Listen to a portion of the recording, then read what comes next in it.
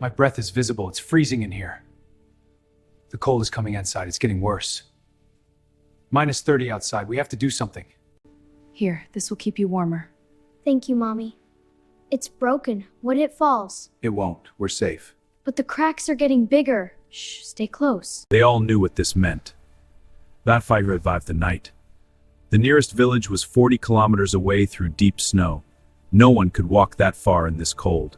Dmitry had lived in Siberia his whole life. Seen cold winters before.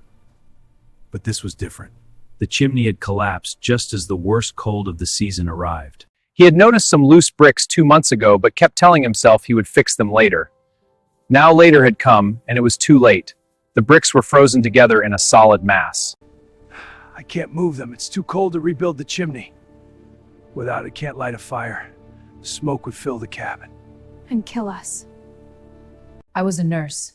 I've seen people die from hypothermia. We only have a few hours.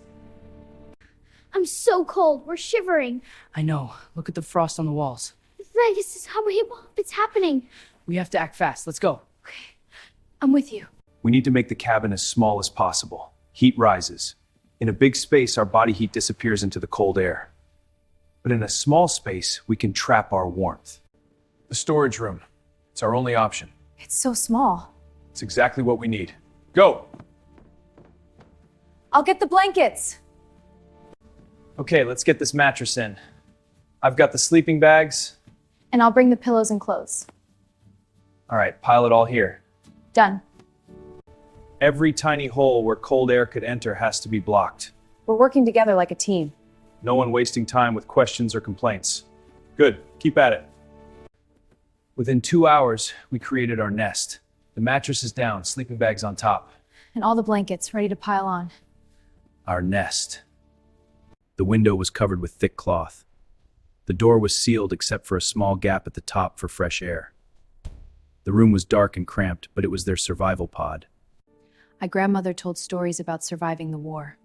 When there was no heat, no fire, no electricity at Bobby's. Come here. We'll keep each other warm.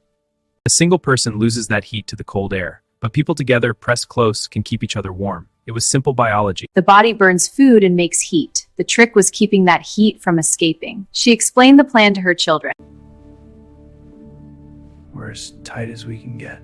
This will keep us warm.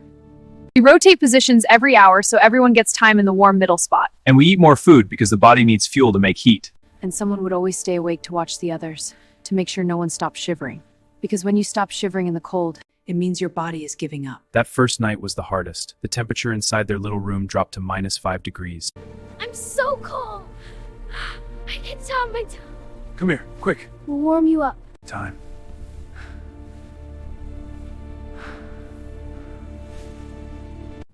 it was uncomfortable. No one really slept, but we stayed alive. You will eat every 3 hours. Katya, not again. It's the middle of the night. Eat the butter straight from the package. Hold the bottles against your bodies to melt the snow. Fat and calories are fuel. Drink. She knew about bodies and medicine. He made the children eat even when they said they were not hungry. By the second day, they had a rhythm.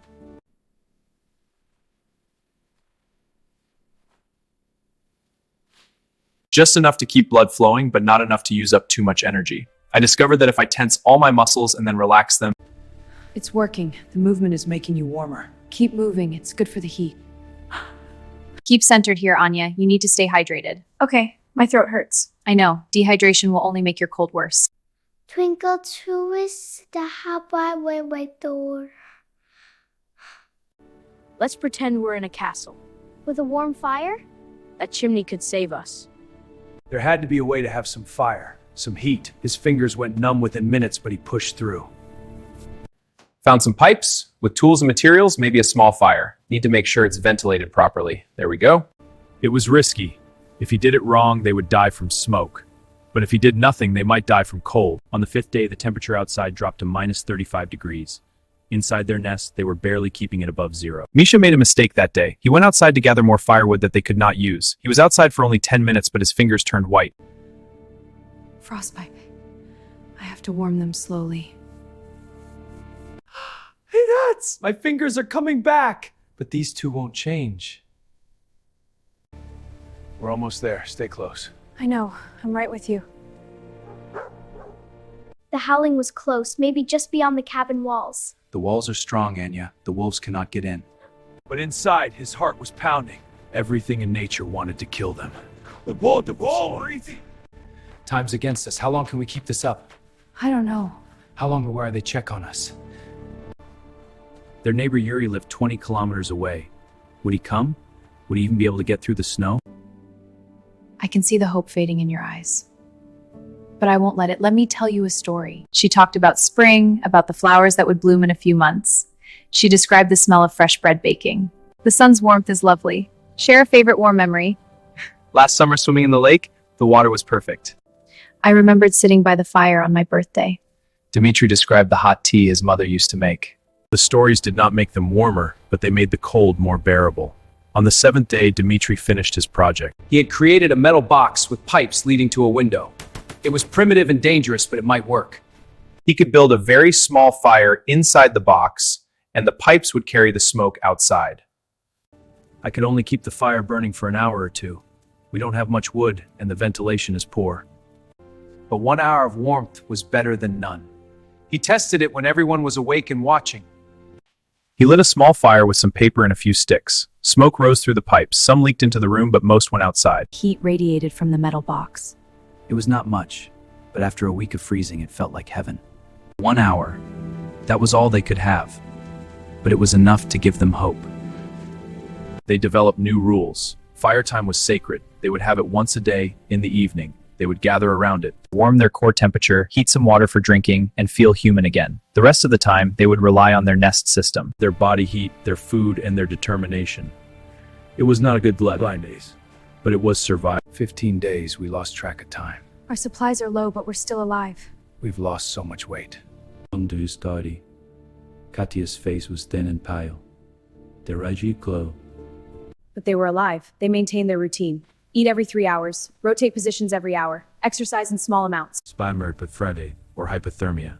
Stay together, stay warm, stay alive. On the 19th day, something changed. The wind stopped howling. The temperature outside rose to minus 15 degrees. It was still freezing, but compared to minus 35, it felt like spring. Dmitri checked his thermometer 3 times to make sure. The long cold snap was breaking. They might actually make it. With the slightly warmer temperature, I took a risk. More wood. It'll burn 4 hours. Good. We can heat water. Finally, washing my face. Here, this will warm you up. Thank you, Katya. It smells wonderful. It's so cozy. For a moment, let's just forget it. But they did not celebrate too much. Siberia was tricky. The temperature could drop again tomorrow. We have to stay careful, stay disciplined. We can't let our guard down yet. On the 24th day, they heard it.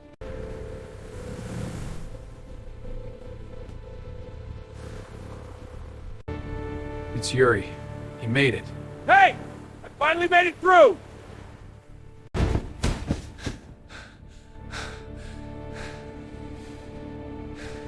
He thought they would be dead.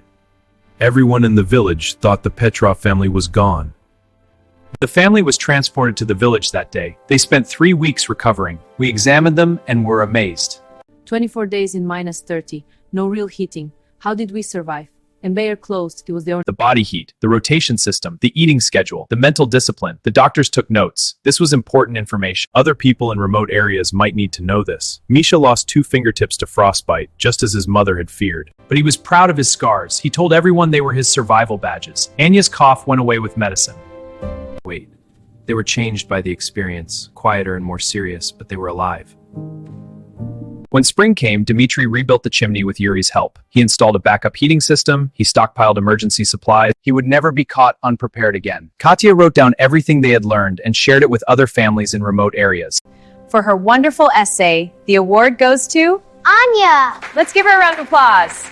She wrote about how her family became one person with 4 hearts, all beating together to create warmth in the frozen darkness. We need to understand how you survived. We stuck together, that was our strength. And the conditions? We adapted. We had no choice. We survived because we worked as one unit. We did not argue. We did not panic. They made a plan and followed it. They took care of each other. They stayed together. We never gave up. And that was the most important thing. Every hour was a choice. Give up and die, or keep going and maybe live. Bekam Side City White.